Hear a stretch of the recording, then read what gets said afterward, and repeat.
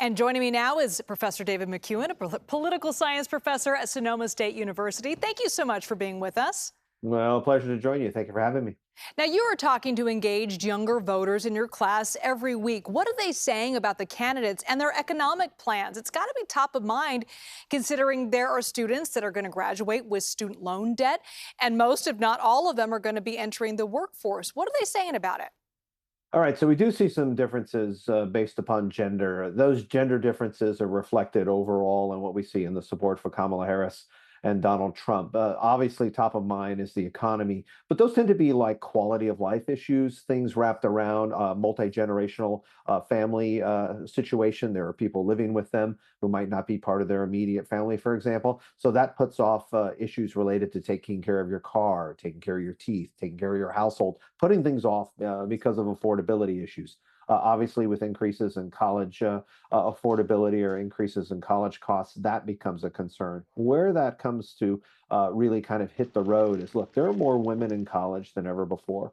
That means they're changing the workplace. They're going into a place where they're not going to be paid 80 cents on the dollar for the same job, but they're going to have healthcare concerns. They're going to wrap those around childcare.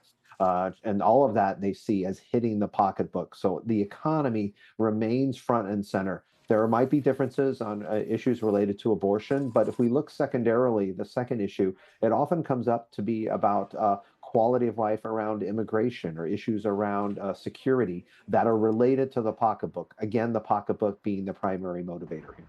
So are you anticipating a similar surge of younger voters coming to the polls this election, given how much this election has sort of dominated social media?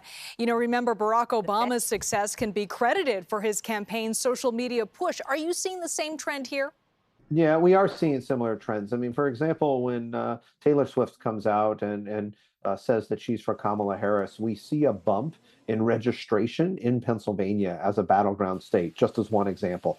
Now, these newer people or emerging voters, the rising American electorate that are registering to vote, may not see the act of voting the same as others. And those of us that have been voting for some time know that the only thing that matters is actually showing up to the polls. Younger voters tend to conflate the registration process with expressing your voice, for example, through social media channels, and so often aren't showing up at higher rates. But because those numbers are lower, they can make a huge difference if there's an inflection point or a move up just by a few numbers. And that's is especially important in those battleground states. So what we see going on, for example, in Georgia or in Pennsylvania, or Michigan, Arizona, that's where younger voters can have an especially profound effect, and down ballot, particularly on ballot measures or local races, things like, for example, an SF mayor's race for a moment.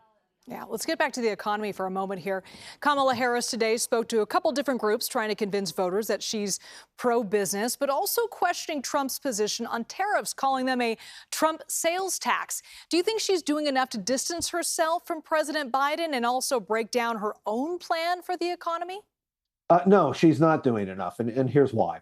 When we poll voters and we see that she's basically ahead in many of these battleground states, that doesn't take into account gender and racial bias. And then there's underreporting of Donald Trump's support. This is not 2016. It's not as bad as then in terms of underreporting, or as big, if you want to think of it that way, or nor in 2020. However, what we are seeing is where she's lagging is on white working class voters, which are important in states like Michigan, for example, but also in other battleground states. So she has to do more. The way she does that, her campaign is well aware of this, the way that they do that is they start going after Donald Trump, for example, on the tariffs issue. But she's going to have to be more specific. What that does, Liz, is it sets up next week's debate, where we'll see two candidates who will be talking front and center, aside from the entertainment value, about the economy. And that will highlight or be, if you will, a real focus of next week's vice presidential debate. Yeah, one last question I want to get in before you go. If you believe the polls, as you've been mentioning, Trump and Harris really neck and neck, but Trump still has that edge over Harris when it comes to the economy.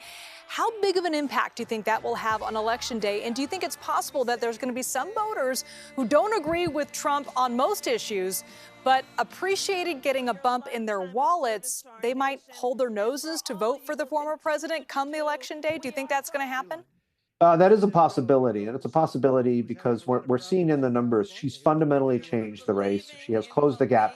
She's still lagging on some of those 2020 Biden numbers, particularly with Latinos and with African American men. She has majority support there, but she's not doing exactly the same place that Joe Biden was in 2020. And part of that is the economy, because she has to show that she's her own person, but at the same time, not to put too much distance from Joe Biden. And that's really the difficulty of being the vice president when you're running. That's why they'll continue to emphasize this narrative of change, change, change, because they think that can help supplant some of the economic advantages that Donald Trump is putting forward so far. Yeah, it's a delicate dance, isn't it?